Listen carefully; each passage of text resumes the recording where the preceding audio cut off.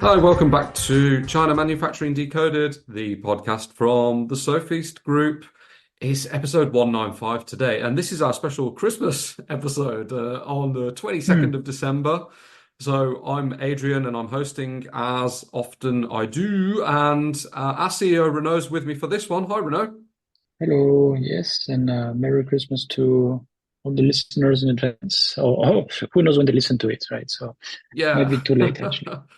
Well, if you're listening And Happy sometime New in Year. 2024, maybe just skip this part. But the topic we're going to be discussing today, it's relevant no matter what time of year it is. But if you are settling down for a Christmas break and you're still looking for some, great ideas, this is going to be a good one to have a little bit of a break from all the craziness around the festive time. So what we're covering strategies for ensuring product quality and products that basically Hmm. consistently reach your expectations.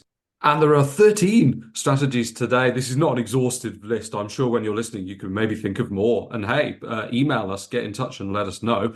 But these are going to help you go a long way towards basically obtaining consistent product quality. And this is Hmm. absolutely in your wheelhouse, Renault, isn't it? So you're going to put Hmm. these into two buckets, aren't you? Right, right. Some of them, let's say you are looking for a supplier, you are developing the product, you're going through the validations and so on. Pre-production, right? So the first bucket is before production, and then Yeah. the second bucket is okay, there's some ongoing production, then what to do. But hey, surprise, Mm. surprise, most of the work is actually before production starts, right? Mm. Good preparation is quite important. But still, during production, there's still a lot of things because the first production batches usually the processes are not very mature and there's still issues to tackle one by one and so on. So there's a lot of work also to be done there. So let's start first with some of those that are before production. So Yeah. which one is the first on the list? Doing your due diligence and factory audits. Hmm. Right, right. So this comes back to supplier selection, right? You want to work with a good supplier. If you work with a bad supplier, you're going to have a bad outcome. It's that Mm. simple. Okay.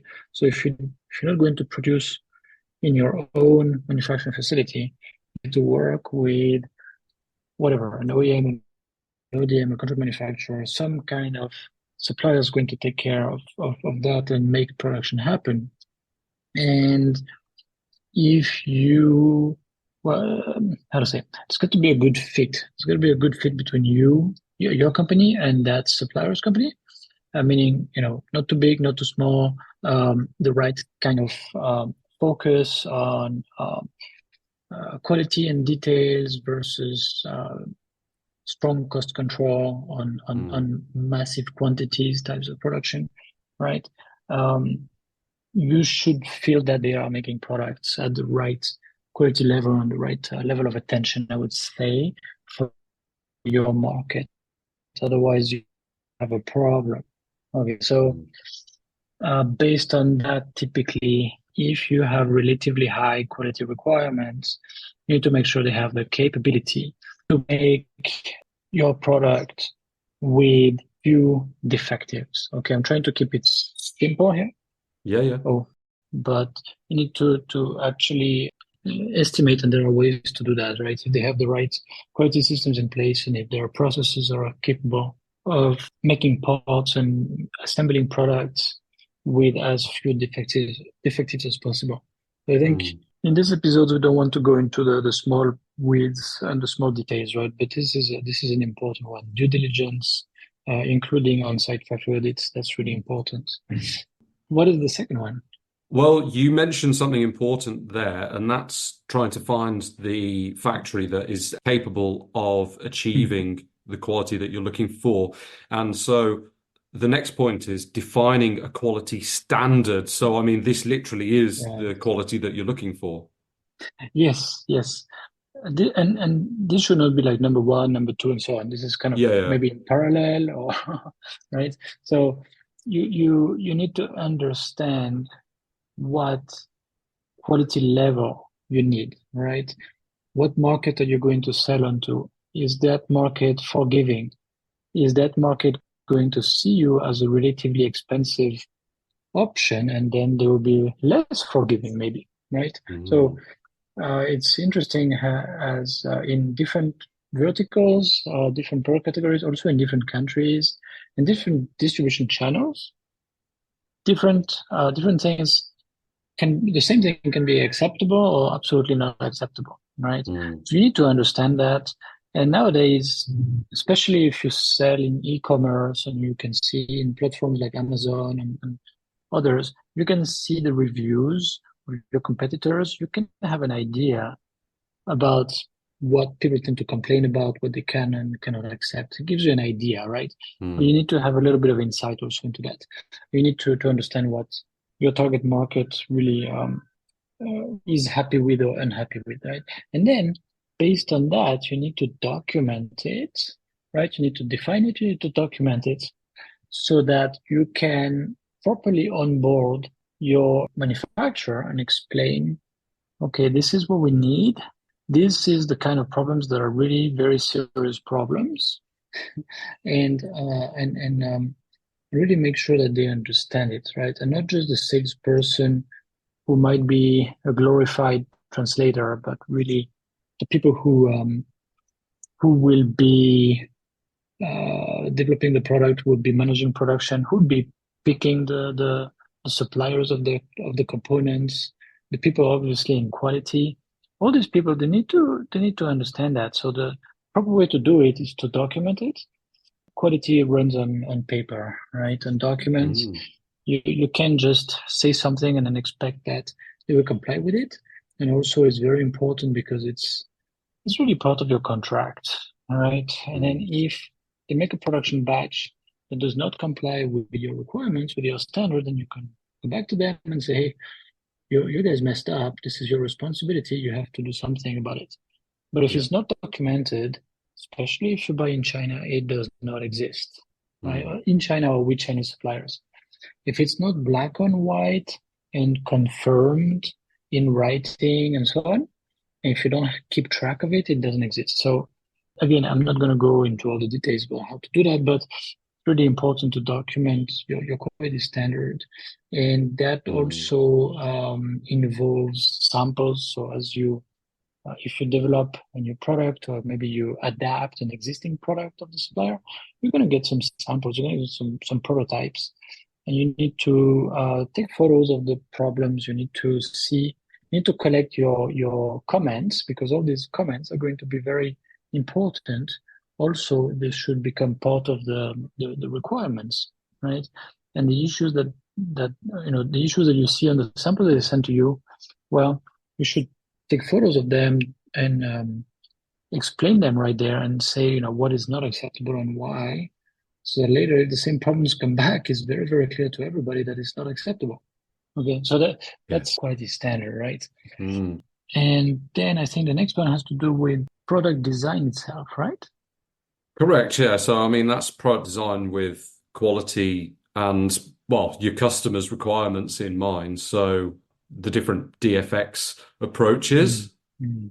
Right, right. So here I'm assuming you're developing a new product. Yeah. Well, if you design the product in the simplest way with a relatively inexperienced set of designers and design engineers, they're going to design it so that it works when they test it.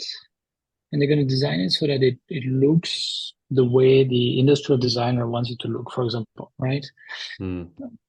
But you're going to have a product that has been designed, yeah, maybe without incorporating certain good design guidelines. Okay. And that's what you call DFX, design for excellence, or right, design for something, for certain purposes. Yeah. Right. So if you want to make sure that it's not going to be prone to a lot of quality issues, then you do design for quality.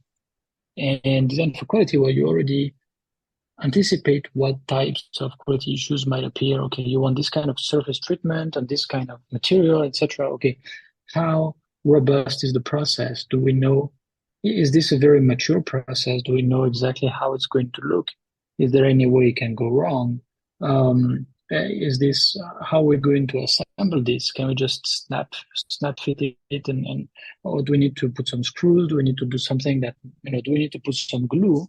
Oh wow, glue, then we're gonna have some whatever, some spills and some visual effect. Maybe if there's too much glue, or maybe there's not enough glue, and then it doesn't hold properly, or there might be all kinds of issues, right? So you design for quality, you review it for these kinds of potential issues, and Hmm. also obviously you simplify as much as possible.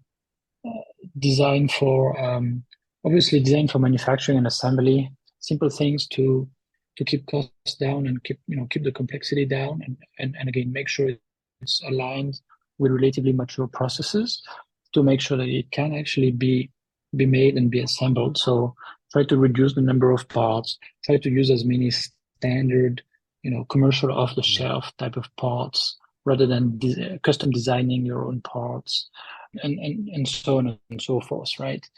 And Yeah. very often these good design guidelines will help at the same time to bring costs down, to cost, let's say the unit cost of production, but also make the development budget and timelines also smaller, right? And this should help with quality, right? And also with Mm. reliability.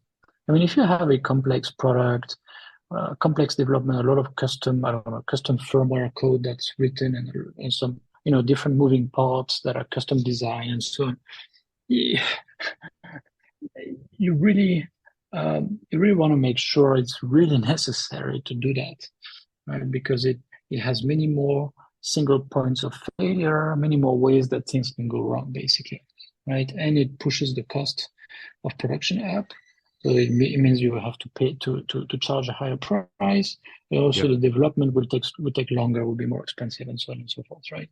So Mm. good design guidelines, let's say, extremely important. Helps at the same time with timelines and quality and budget. So Mm. um, definitely not something I would suggest people to skip, except for the very simplest types of products. Yep. Yep. Makes Um, makes sense. Okay, so next up, and we're still very much in the sort of pre-production stage here. Feasibility study. I know we discussed this mhm, quite recently, so no need to go into mhm, huge detail, but I think mhm. a quick refresher on this. This is a good one. Right, right. So it's basically reviewing the product concept and getting to a clear plan about what the product is really going to be like and how it's going to be made, what will go into it, so on. Thinking of the architecture of it, the structure of it, and doing proper risk analysis. Okay, basically doing a lot of planning work before jumping into the engineering design work. Okay, so yeah, we did an episode on that maybe a bit more than a month ago, maybe a Yeah. couple of months ago. So you can refer to that one, but basically there's a lot of projects, and I'm talking mostly about electromechanical products here. Mm. There's a lot of products that get developed to the point where there were prototypes that look good, that worked at least some of the time, and that raised a lot of money and really made people very excited. But then they were unable to go into production and be delivered to the market. Why? Well, for a variety of reasons. But when you look at the root cause, is that they hurried up into development without properly thinking of Mm. the challenges and the risks and tackling these challenges and these risks from the beginning and designing around them, right? And picking the right architecture and saying no to certain features that came with a lot of risk, etc., etc., etc. They don't do that. They go straight to getting some kind of prototype that looks good, and they can make a video based on it. And then in the end, well, they find out that no, we cannot. we have to do a deep redesign because this will not work that way. Or the manufacturer says, well, we can do it that way. Like it's, actually it's going to be much more expensive for reasons X and Y, right? And all of that is because they skipped what we call the feasibility study, or what others would call maybe the risk analysis and the early planning phase, right? It's really, really very important. As soon as you have a relatively innovative product, um, an innovative product by definition is new in certain ways, and it comes with its own unknowns, basically. You can just Mm. take an existing product and just copy and paste it, right? Just follow all of the learnings that the other team already went through. And right? I mean, some people, obviously, there's a lot of copycats out there, but if that's not what you're doing, if you want to innovate and make a product that's new, well, don't skip that stage, feasibility study.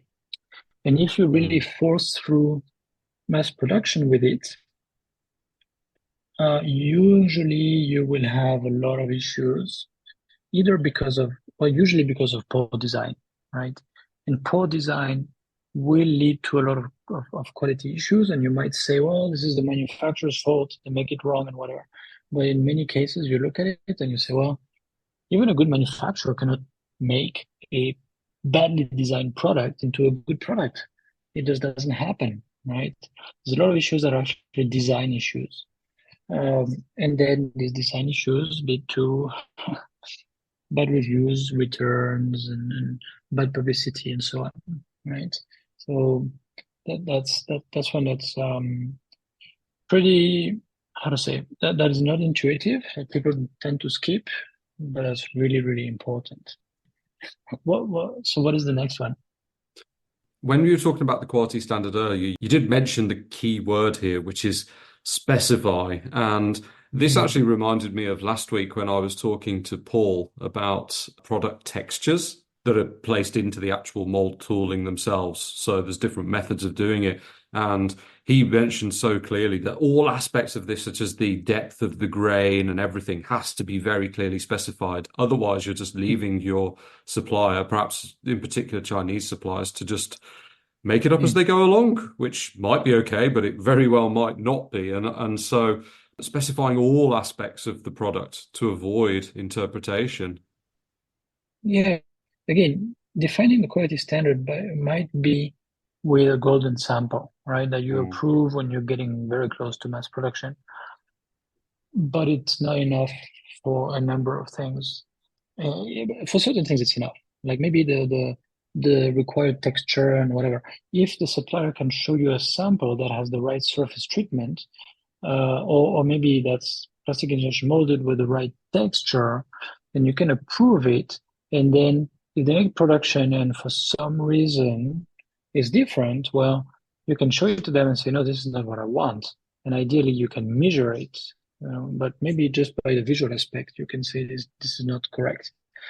I think what Paul was alluding to is when you are telling your plastic injection mold tooling fabrication shop, hey, I want that kind of texture, then you need to explain to them and you need to quantify it as well as possible. So this is really yeah. during development. But yeah, very often people then use a golden sample, or at least piece of the a piece of the surface, of the enclosure with the right effect, and say, okay, Mm, I want it exactly like this, right? And if it's a mold and it's the same mold that's used, then no worries, right? No problem. But being specific, yeah, as you said, you're exactly right. And if you don't specify certain things, what will happen? Well, if you don't specify it, and let's say they have three options, cheap but crappy, kind of very common, not great, and let's go the extra mile and do something really nice, but it's more expensive and it takes mm, more time. Which one are they going to pick? Especially if it's their mm. peak season, or maybe they miss someone in that department or something. Which one you think? I Mm, mean, in typical Chinese factories, this doesn't go up to the boss, doesn't go up to the salespeople. This is decided by people typically that you have never even seen. behind the behind the curtains, maybe the Yeah. purchasers, maybe the production people, maybe still there's one of their engineers involved. Well, oh, we need to pick something. Oh, what has the customer said? Nothing. Okay, then Mm. our quote doesn't include the better option, right? Of course not.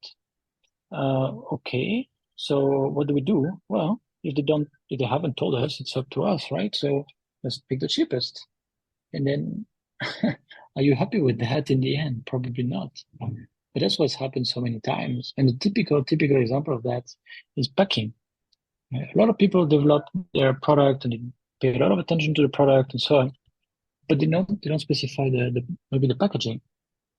And they say, well, just do like what you do usually for your other customers or something, which means I don't know how to specify it. Please do it. Yeah. Please, I leave it in your hands, and I hope you make a good decision.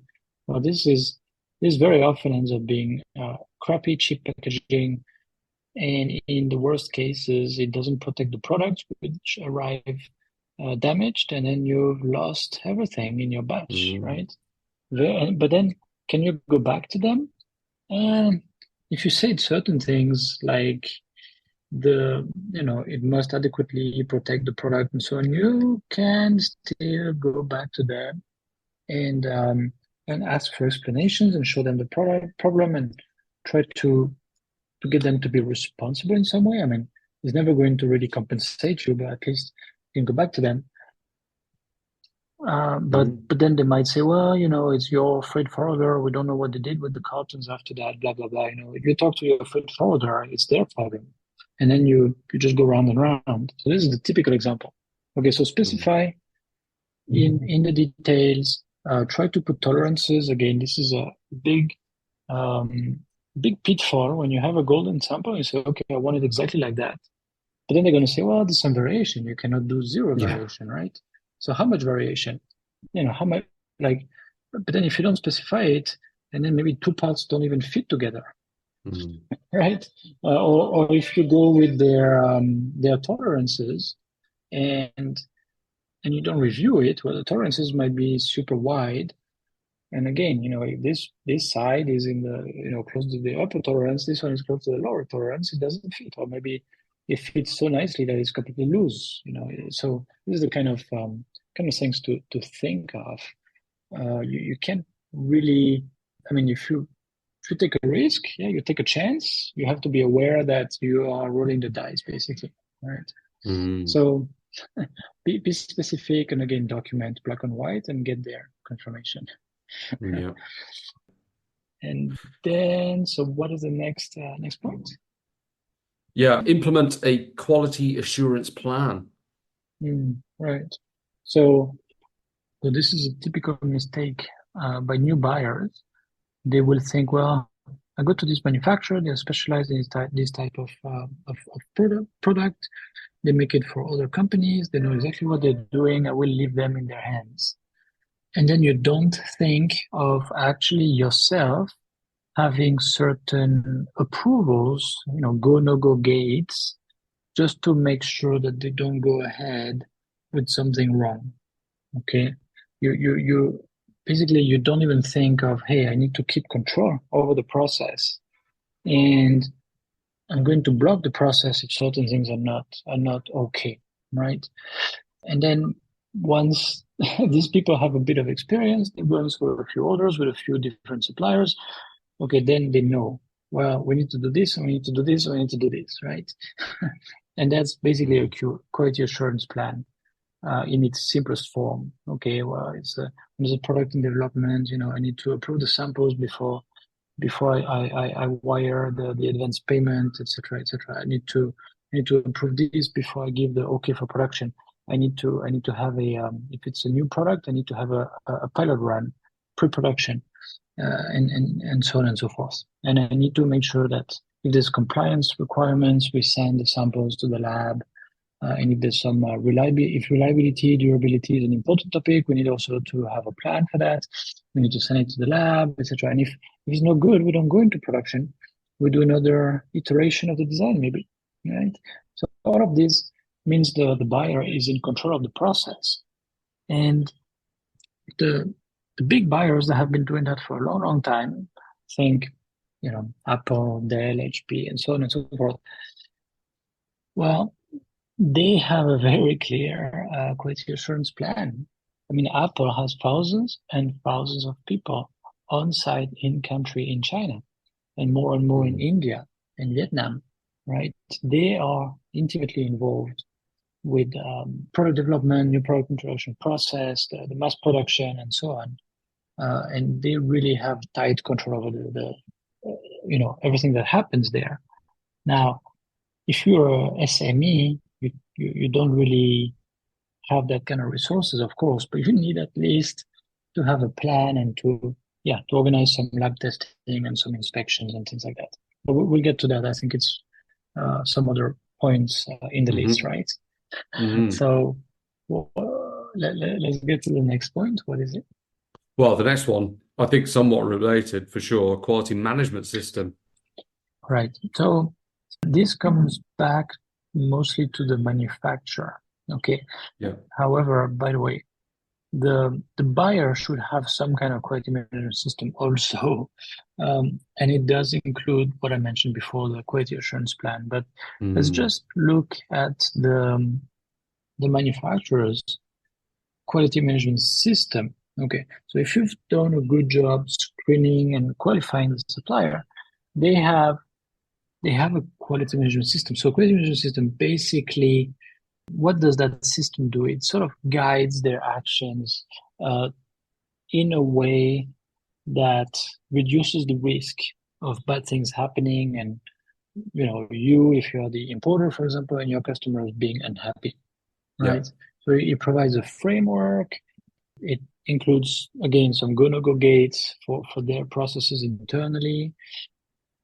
It requires them to do some reviews and some analysis and take action based on that, and to keep an eye on their general management system, and their processes, to see if it's healthy, it makes sense, it's well adapted to the needs of their operations. And if there are Mm. issues and when there are issues, they should take action to remedy these issues and work on it at the root to prevent these same issues to come back again in the future, right? So if I really summarize it that way, and in countries like China, like India, like Vietnam, um, you can find factories that are everywhere along a continuum from zero system to very elaborate systems. Okay. And Mm. again, as I mentioned before, you need to find a supplier that is the right fit for your company. So if you're starting and you're just going to buy, 500 pieces of a relatively simple product, inexpensive product, and you don't really have anything to make your project interesting to a larger manufacturer, well then you will have to work with a relatively small manufacturer, and relatively small manufacturers in China, that means below 100 people, let's say, Mm. okay, in production. So, and typically that's going to be a company with a relatively light structure. And typically, again, there are exceptions, but typically a relatively immature and simple quality system. Okay, which might be okay, but then you need to compensate that with your quality assurance plan. By the way, the pricing will probably be relatively interesting in these smaller companies. So that should leave you enough margin to conduct the type of monitoring and testing, inspection, and so on that is necessary, because they might not be doing it in a consistent and predictable way internally, right? Typically, Mm. let's say the boss is there or his wife is checking, but then next week, the next order, well, the lady is shopping in Shanghai, and the guy is busy on negotiating something with a supplier for a big deal, or is busy on a trade show trying to get some customers. Well, who's looking for who's looking out, for your production? Hmm. I don't know. Maybe nobody, right? Mm. So that's the kind of risk, right? So you need to be Mm. aware of that, and you need to put in place the safeguards to Yeah. avoid receiving a batch that you cannot do anything with, right? Right. So Okay. that's the QMS. Okay. And I think this is probably the last one that we put into the sort of pre-production bucket, although Uh, not mm, exclusively. So mm, quality and I'll put it in brackets, compliance testing. mm. So yeah, there's some testing during production, but also some testing before production. Yes. If it's a new product, and you want to make sure that that product is compliant. And well, typically, let's say, electrical products and sold in the EU, or you know, electronics with like Bluetooth or Wi-Fi or something like that in the US. Okay, there's a number of products that require some testing. Okay, typically at least for safety. Okay, so do you want to go all the way to mass production, send the money to purchase the components and make an entire batch, and then you're going to take samples from that batch, send to a lab to know, the drums rolling, if the product can legally be put on the market, yes or no? Well, Mm. that's really rolling the dice right there. So Yeah. people typically do that earlier before mass production, right? And depending on the project, the timing can be a bit different if there's tooling involved and so on. And depending on the also how rushed the process is from tooling to pre-production to mass production, etc. So it is good in these cases to do some testing before production for compliance, as I mentioned, also for reliability, durability. Very important. If you're going to put a product on the market for which that topic is very important, well, again, you want to get the confirmation that it's okay, that the risk is relatively low. Otherwise, you might have an entire batch and then, send it to your customers or deliver it to your customers. And maybe after a few weeks, I don't know, 20% of the products, stop working. What, what, Mm. what kind of feedback is that going to give you? Very Not bad, good. right? Yeah, returns are very expensive, depending on the kind of product. Eh, it might be worse, right? If it's a safety critical kind of product, Yeah. and the safety feature doesn't work, well, you're opening yourself up for serious litigation, maybe. Okay, so that's Mm. really one to keep in mind. Yeah. Yeah. Yeah. Okay. So now we're sort of moving more on to the during and post-production Mm, activities. Again, maybe not exclusively, but we'll call it the second bucket for the purposes of this. And remember, these are going to also be strategies for, ensuring you consistent product quality. So first one I've got is IQC on materials and mm, components. yeah, incoming quality control at the manufacturing facility before assembly. Okay, before some of the processes that basically will lead to the finished and packed product. Yeah. Well, okay. If you work with pretty good, pretty sophisticated manufacturers, yeah, they will be doing that, of course. They will be very aware that if this is not done the proper way, it can come back to bite them. Okay. Um, However, if you work with smaller factories, not um, they might not do it. They might skip it, or let's say they Mm. might do it where they see the risk maybe in a non-systematic, um, non-reasonable manner. Okay. And they might do it just checking one or two products. Okay, I open the carton, I check if it's the right kind of part that is sent to me. Yeah, okay. But they don't even check if it's black or blue, right? This is not incoming quality control, but it is very common.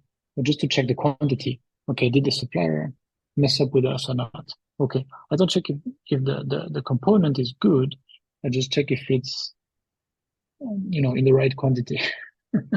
This is not incoming quality control. This is stocking, at warehouse. It's just a quick stocking check. It's very different. So Mm.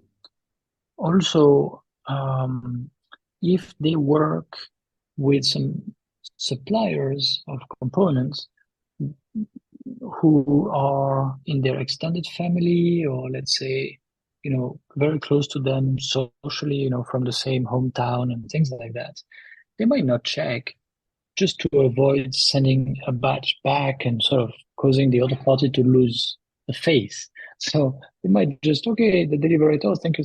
Okay, let's go into assembly right away.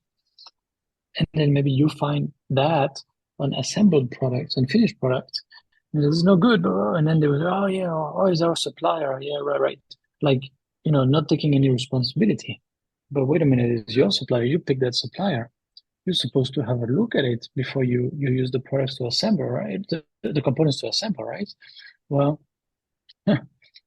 there's some funny conversations sometimes. So you need to make sure that they do income inclusive. And really, if your project is a big project for them, you should not be afraid of pushing them. Hey, give me your criteria for acceptance of this and this kind of components, Mm. especially for the custom design components, like the pieces of the enclosure that will be visible to the user, things like that. You want to know, okay, how you're going to do that, or the PCBA. Okay, well, is there a function testing rig, or what? How do you confirm that 100% of the PCBAs work? Right? Where is it tested? You need to push a bit for that. Otherwise, hmm, yeah. Yeah. Um, Once it's embedded in a final product, good luck, Yeah. basically, right? Yeah. So this is a totally, absolutely must not skip kind of step. Hmm. Absolutely. Yeah. Good one. Okay. Product inspections. So that could be during Mm, production and of course afterwards as well. right. So going back to the QA plan, right? Yeah. QA program, quality assurance on your side, on the buyer's side. Again, if you work with a very sophisticated supplier and they have a track record of delivering good quality to you and so on, good, great. Okay. Now, if that's not the case, you have to have your own way of controlling what happens in your supply chain. And the most basic ways, this includes you sending someone to the factory to actually, look at some of the products. Do they look the right way? Do they work the right way? And based on the standard that you have defined, right? This was one of the earlier points. Based on the standard that you have defined and documented, well, that standard should lead to a checklist, right? And Yeah. they should check the products and the packaging and the labeling and the whole thing against that checklist. So you Mm. see how things are coming together, right? You need to have your hand on your eyes on what's going on at the factory, right?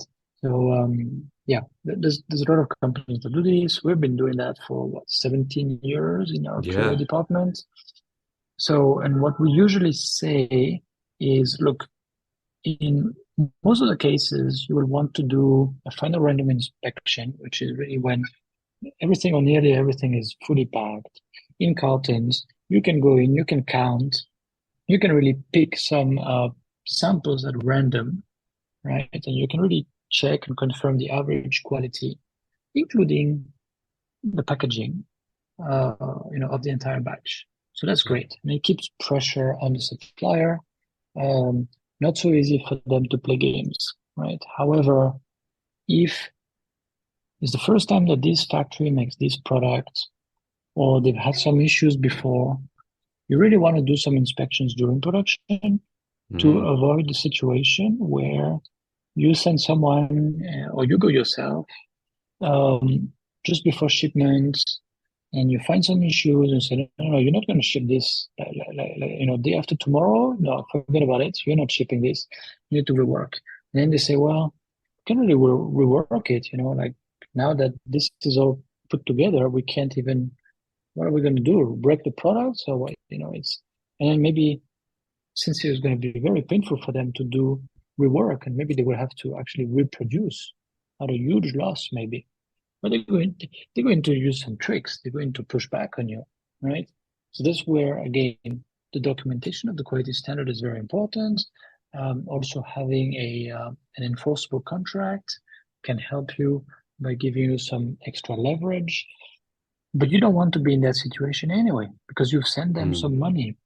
Chances are you sent what, 30%, or maybe they have your molds. I mean, you don't want to get into a big fight against them. So if you send someone during production, you notice the issues then you can say, okay, guys, stop production, fix these issues, look for the reason for these issues. If everything is fine, you can resume production, and you would be there again to check, right? So you don't get to the point where you have a batch of 10,000 products, all made, all packaged, and then they don't even want to open the package to do anything. This is really, really Mm. bad. Okay, so Mm. that's why during production versus before shipment. Mm. You might want to do both until there is a track record, right? Then you only Mm-hmm. do final random inspection, and then once they have a very good track record, yeah, you can skip some lots or just stop entirely. Yeah. Does that make Yeah. sense? Yeah, it does. Yeah. Yeah. And I Mm, mean, regardless of the supplier for new ones, it makes sense to do it more and then sort of scale it down as they become more mm, familiar and more sort of trusted by you. So yeah, I mean yeah. that's really good advice. Okay, continuing on actually when we're doing production then and looking at the factory itself, process control. I mean, this is a big topic, so you know. Mm, right. Process control, basically, the key idea is focus on the process because a good process will give you a good product, or at least Mm, if all the mm, processes involved are good, it will give you a good product. And if also the design is good, right? But let's yeah. say design was before production. It's too late to look at design. You look at the processes, and let's take an example. I don't know if it's some stamped parts. Well, how are they actually keeping the process under control, right? Maybe there's a certain jig or something. Okay, do they make sure they load the right jig? Do they have a first article inspection? Do they have someone coming to check the parts regularly to make sure that it doesn't deviate, doesn't, there's no issues with that? How to make sure they don't load the wrong parts into the stamping Mm, machine, and so on and so forth, right? So they need to keep that process under control. And then when they see some deviation, they should act, right? They mm, should not make a batch of 20,000 stamped parts and then in the next operation, 2 weeks later, they find that, oh, it's not the right way. We need to redo it all over again, right? This is really bad because it's yeah. going to lead to production delays, but maybe sometimes they will not even see it. Maybe 5%, 10% of the parts are bad, or 20%. Maybe they don't see it. They incorporate it into the next processes, and it gives you the final product that is not acceptable, right?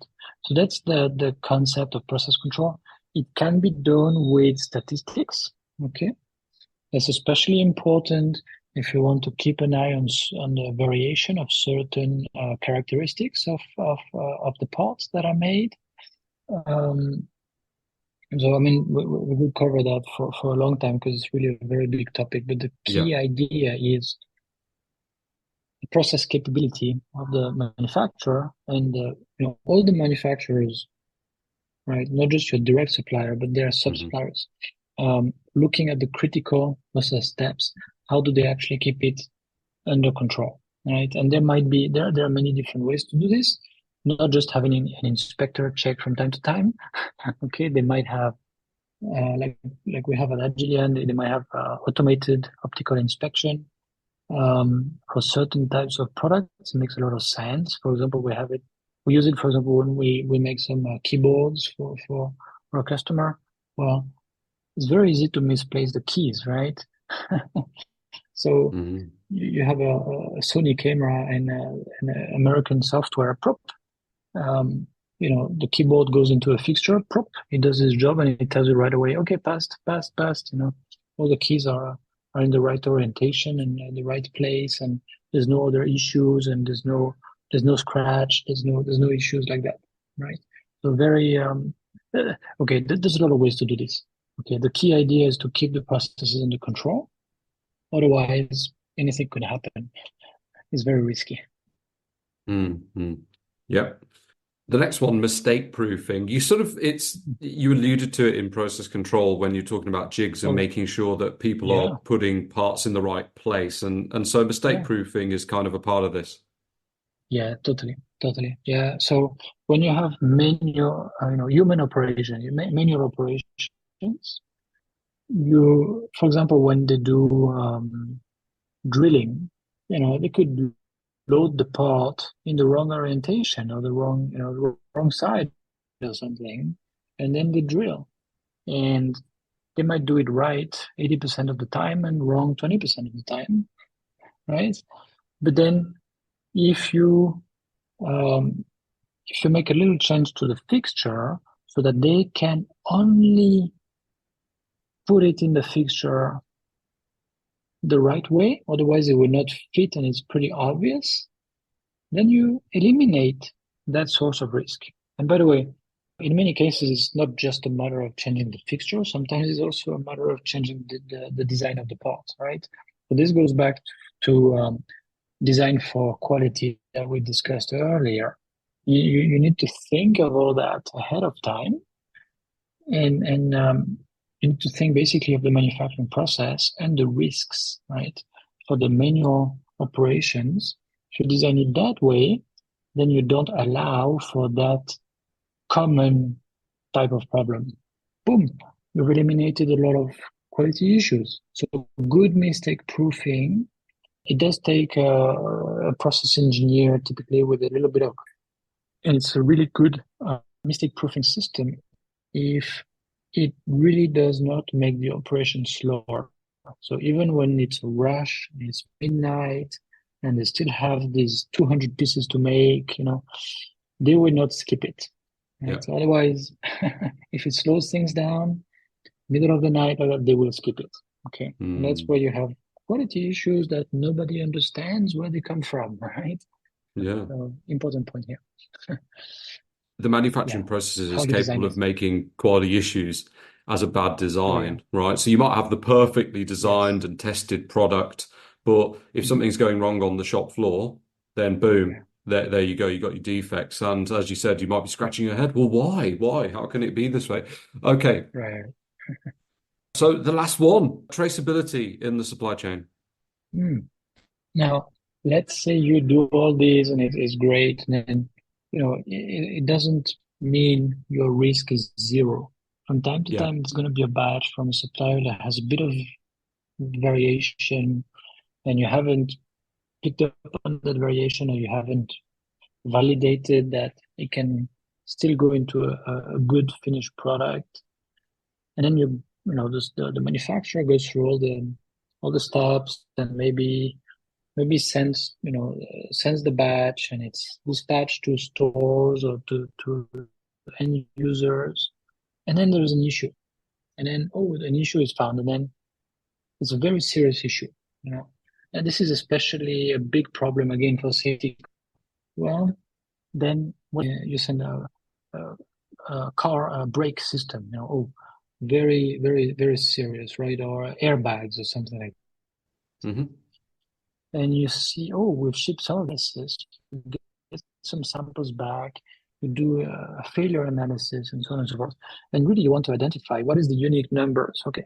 And more importantly, yeah, what batch do they come from?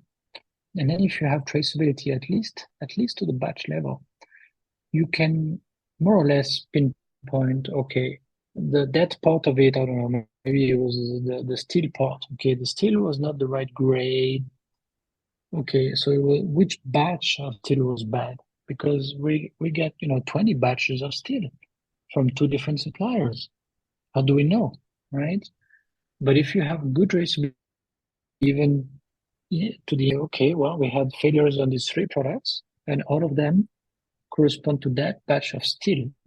So what we need to do is we need to contain as much as possible, or maybe in the worst case, recall all the products that are made from this batch, this bad batch of steel. Okay. So that's where traceability can really save you an enormous amount of money. Because otherwise, if you don't have any kind of traceability, then you have to stop selling everything and recheck everything and maybe recall everything you've made for the past 2 years or something like that, Wow. right? If you don't have that kind of that way of isolating, where does that come from? So traceability, very, very important, even without looking at these kinds of worst case situations.